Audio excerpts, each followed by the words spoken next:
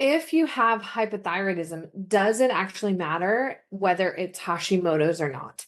I'm going to be diving into this on the podcast today. We're going to be talking about, I'll give you a hint if you do have hypothyroidism. This is going to be super important because there are things in the management of Hashimoto's that can make a huge difference in the way you feel. So if you've got hypothyroidism, you're struggling with feeling better, even though maybe your TSH is normal, you're going to want to tune into this episode today. Welcome to She's Healthy, a podcast for ambitious women on their journey to become the healthiest version of themselves. I'm your host, Lori Aikman.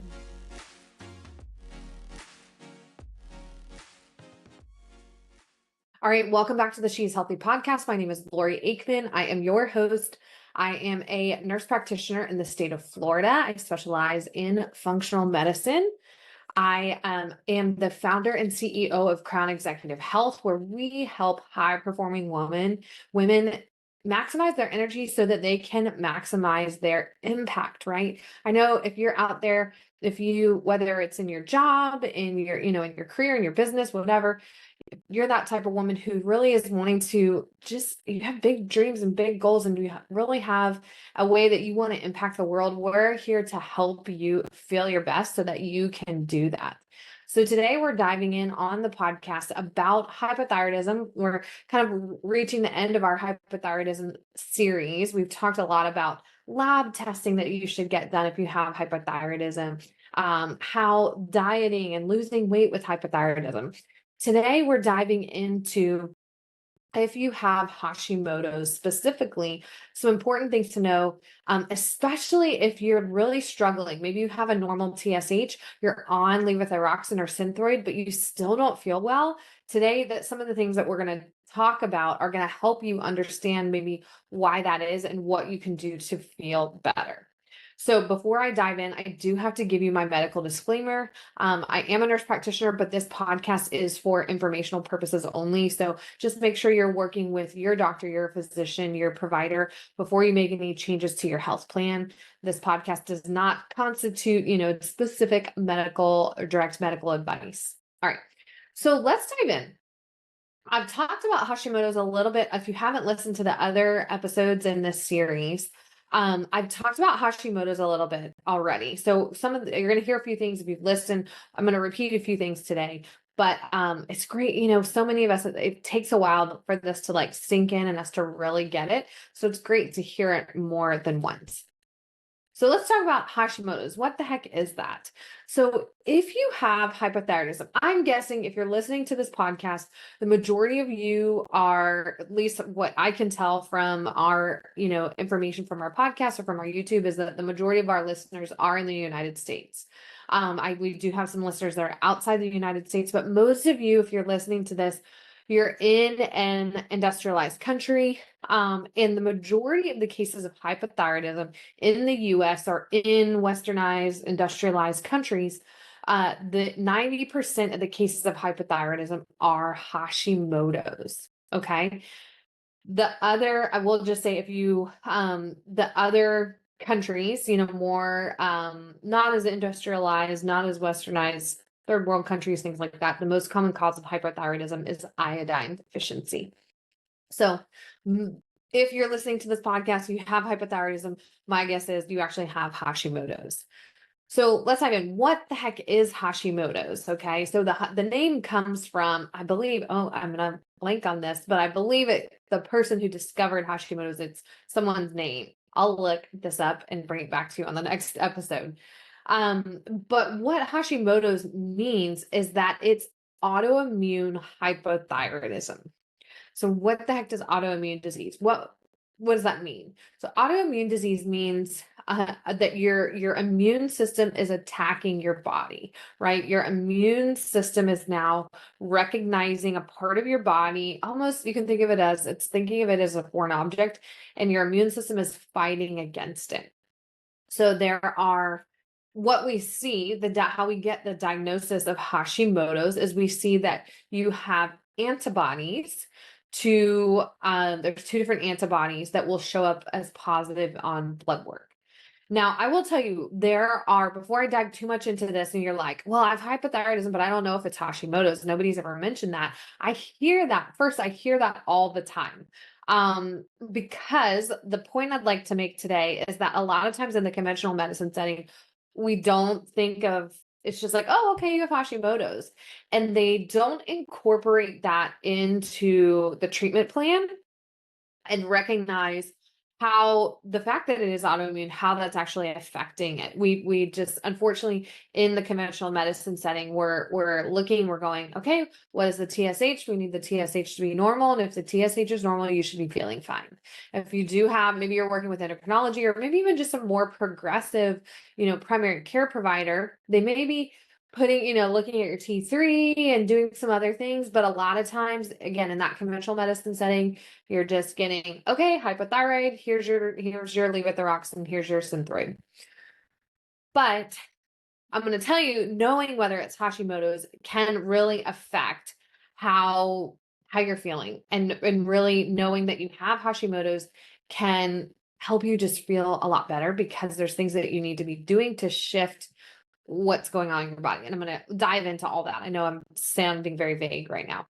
So again, Hashimoto's means it's autoimmune. So first, the diagnosis of that. I talked about this in the lab episode. So if you didn't hear that episode, go back and listen to the episode where I talk about the different lab values you need to evaluate thyroid function. Two of those lab values are thyroglobulin antibodies and thyroid peroxidase antibodies. So these are two different antibodies that will show up if you do have autoimmune hypothyroidism. Okay, we're talking about hypothyroid. You can also have Graves' disease if you are hyper. So Graves' disease is autoimmune hyperthyroidism. For the purpose of this podcast episode, we're talking about hypothyroidism. So underactive thyroid, which is going to be more common. So thyroid peroxidase antibodies. So anything with an ACE, if you ever were in biology class or anything with an ACE on the end means it's an enzyme. So thyroid peroxidase is an enzyme that helps to make your active thyroid hormone. So what it does is so your thyroid hormone is made from molecules of iodine, and the thyroid peroxidase helps to attach the iodine molecule to a protein, to tyrosine molecule, an amino acid. So why that's important is because even if you have a normal TSH, but you have really high levels of thyroid peroxidase antibodies, right? Those antibodies, what they're doing is working against that enzyme, keeping that enzyme from making active thyroid hormone. Okay. So you can have a normal TSH, right? You can have a normal TSH, but you can have different levels, abnormal, suboptimal, whatever you want to call it, levels of T3 and T4, because those antibodies are keeping that enzyme from making the active thyroid hormones. And I can get into so much about how we really need to look at all the lab values, and in conventional medicine, we don't look at all the lab values, but just the point I want to make is that antibody is working against that enzyme, which helps make your active thyroid hormones. Okay. The other one is a thyroglobulin antibody. So thyroglobulin, again, is a protein that will become active thyroid hormone. And again, that antibody is going to work against that protein, and keeping it from, again, making active thyroid hormones. So what we can see is that if somebody has Hashimoto's, if somebody has autoimmune hypothyroidism and they have these high levels of antibodies, even though they have normal thyroid function, they can still be symptomatic because it's actually throwing off their levels of T3 and T4, all of that. I'm not going to dive too much into the labs. Again, there was another episode for that.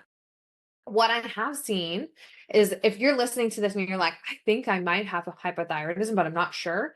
I've actually seen this in some of my clients. One client comes to mind in particular where there was a family history of thyroid disease. So another thing to know about Hashimoto's is a lot of times there's a genetic component. You'll see, oh, my mom has hypothyroidism, my sister has hypothyroidism, and it's going to be more common in women. Men have it as well. But you may see a familial component where other family members have it. So this particular client that came to me having symptoms, but her TSH had been normal. TSH was normal. TSH was normal. What we do in our work about chronic executive health is we do a full thyroid panel on everybody, whether they have, everybody is having symptoms that could be, we need to assess the thyroid when they come to us. But even if there's not a family history or TSH has been normal, we're still going to check it. And in this client in particular, so she did not have hypothyroidism. Technically her thyroid was still functioning well. Her TSH had been normal. But when we checked her thyroid antibodies, or thyroid peroxidase antibodies in particular, they were in the 200s. So normal should be, I think conventional is like under 30, conventional normal limits. So you can actually have Hashimoto's, even though your thyroid is maybe still functioning normal. And this is also important to know because the better you can control those antibodies, the more you can prevent your thyroid from under functioning and you needing to be on levothyroxine or Synthroid. Okay. So again, this is important to know. It's great to get these things checked. If you don't have hypothyroidism, you're going to be hard pressed to find somebody to check that, and you're going in the conventional medicine setting. If you're going around that, if you're what we do just logistics wise is we're doing cash pay. We're not going through insurance for our lab testing, then that way we can order what we want rather than waiting for insurance approval for certain testing. That's why, like in that particular patient, we were able to see what those antibodies were doing, even though she didn't have hypothyroidism, right? Because we just went in, test we wanted. Okay. So knowing whether it's Hashi is important because of those antibodies again. The other thing, I'm just looking at my notes real quick to make sure I'm staying on track. So controlling those antibodies and keeping those antibodies down are going to make a big difference to the thyroid function. The other thing to know about Hashimoto's, again, from an autoimmune standpoint, when we look at autoimmunity from a functional medicine perspective, what we often see, so at some point, right, we aren't born, we can have a genetic predisposition to autoimmune disease, meaning, our, if you see that family history, we see that a lot of times. I will see that in my clients. Thyroid disease, lupus, I'm trying to think of what else, Sjogren's. There's a lot of many different autoimmune diseases, but a lot of times we will see this familial component where there's multiple family members with autoimmune disease. So you can have this genetic predisposition to autoimmune disease. You can also develop autoimmune disease without the genetic predisposition. What we see often is that it has to do largely with gut dysfunction. So we have shifts in the good and bad bacteria, the microbiota of the gut, or the gut microbiome has shifted, and that can affect the immune system. The other thing we see is that a lot of times it's shifts in the gut.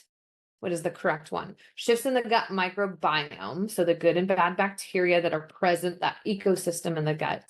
And then shifts in that, or getting sick or different things like that, can also allow dysbiosis. So overgrowth of bacteria, bacterial overgrowth, yeast overgrowth, things like that, and a lot of times these are infections that like we don't know. We just are like, yeah, I'm just bloated all the time. And we kind of think it's normal, but really we've got this underlying infection that's sitting there for a while. And that affects the immune system and triggers this immune response. And so then your immune system, when the autoimmunity develops, your immune system is on high alert. And there's kind of a scale when it comes to autoimmunity, sort of like, you can have I'm going to bring up gluten. You can have gluten sensitivity, and then you can have all the way up to like celiac disease. Some people are like, oh, I just get like headaches when I have gluten. And then some people, like I knew a woman who went into liver failure from eating gluten from celiac disease, right? So there's this scale. So autoimmunity can be the same, where like I react a little bit to these things, and technically we see the antibodies and we see it's autoimmunity, but it's not maybe to the degree that somebody with like severe lupus might have, or different things like that. And part of this is knowing these things, calming down the immune system, and doing things to help keep that immune system from being so reactive. And one of the things, so, and this is in, I want to say this is in some conventional medicine literature and data as well. One of the things that can help if you do have Hashimoto's, why I brought up gluten, is removing gluten from the diet. I will say, I do, again, I do functional lab testing with my clients. Sometimes we see in the testing that they are very reactive to gluten. Sometimes we don't see that, but I will tell you, with gluten, there are many markers that will show up. If there is, what am I trying to say? If there is, gluten sensitivity, like your actual immune system is responding to gluten. But this is a whole nother topic I'm trying not to go into. But what we've seen over the years is that the gluten, people think, what's wrong with wheat? Wheat is just a grain, it's natural. Like some of the people that kind of are against the whole of removing gluten thing. But what we've seen is that the gluten protein has changed. It has been deaminated, if I'm saying that correctly. But basically that protein molecule has changed, and it can trigger autoimmunity. It looks a lot like some of our cells, and just can trigger this autoimmune response. So anyone with an autoimmunity tends to do better when they remove inflammatory things like gluten.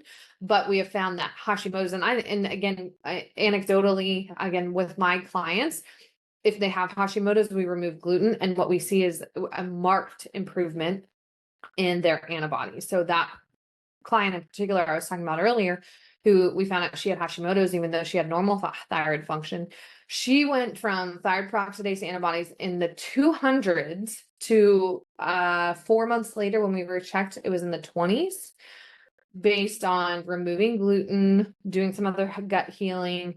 And then another thing is supplementing selenium. So selenium supplementation has shown to improve levels of thyroid peroxidase antibodies. So again, and that improving those thyroid peroxidase antibodies, right, bring down those antibody levels, can help you feel better, because then your body is able to make normal amounts of thyroid hormone. Okay. And then the third point I wanted to make is preventing autoimmunity. So when somebody does have an autoimmune condition, they are more like Hashimoto's, they are more likely to develop another autoimmune condition. And it kind of makes sense, right? It's like you have this heightened immune system, right? Your immune system is like hyper reactive, right? I don't know, I'm trying to think. Like that example that comes to mind is like, if you're just in a bad mood, right? And somebody does something, like you just are more easily angry or, mad. I'm just thinking, like, sometimes when I haven't slept and my children do something irritating and I'm just like more reactive than I should be because I'm just tired. It's kind of like that. So your immune system is just in this cranky state, maybe we'll call it. And then what happens is that you're like set up for failure, right? You're gonna react in a worse way, because like you're already irritated, you're already aggravated. So same thing with your immune system is when, okay, you have autoimmunity, let's say Hashimoto's, you're more likely to develop other autoimmune conditions because your immune system is already irritated, if that makes sense. So knowing whether you have Hashimoto's can be really key, not just for your thyroid function, but your overall health and preventing other autoimmune diseases. Okay. So I hope this was helpful today. Again, I just want to recap our 3 points. So knowing Hashimoto, whether you have Hashimoto's or not, is really key. I would say, so knowing that about upwards of 90% of the people with hypothyroidism in the US have Hashimoto's, like you can just assume, okay, this is probably me. And then doing the things that we talked about can really make a big impact. I think just try it. Try removing gluten for like a month. I have another client that I'm thinking of that never really felt like wheat really bothered her much. But now that she has removed gluten for a period of time, I want to say it was just even like after a month, maybe 2 months, she's noticed when she reintegrates it, they go out to dinner or something like that. She really just feels unwell when she has that gluten. And it is we've seen the improvement in her numbers over time with removing the gluten as well. Okay. So those 3 points again, removing gluten, knowing whether it's autoimmune, because then doing those things to reduce the antibodies can improve the thyroid function. Doing things to calm down the nervous system, like, for example, removing gluten or potentially supplementing selenium, can help with the thyroid function as well and help to lower those antibodies. And then the third thing was knowing whether you have Hashimoto's or not is key just to help prevent further autoimmune disease. Okay. So I hope, again, this episode was really helpful for you. I hope you learned something new. If you listen to this podcast and you're like, oh my gosh, yeah, my sister, mom, aunt all have Hashimoto's, like pass these videos, whether you're watching on YouTube, whether you're listening on one of the podcast platforms. The reason why I do these podcasts is to help more women, right? We are just not taught this stuff. And unfortunately, conventional medicine is not talking about these things. Again, I'm thinking of another patient who told me she waited like 3 months to see an endocrinologist for her thyroid dysfunction, just to be told, yeah, you just need to lose weight and like drink more water.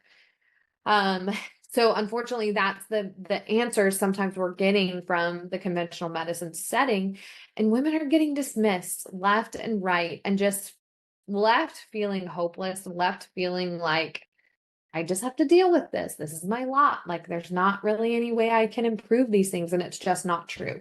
Okay. So share this episode, get it out there, take a screenshot, tag me on Instagram. I'm at Lori Aikman.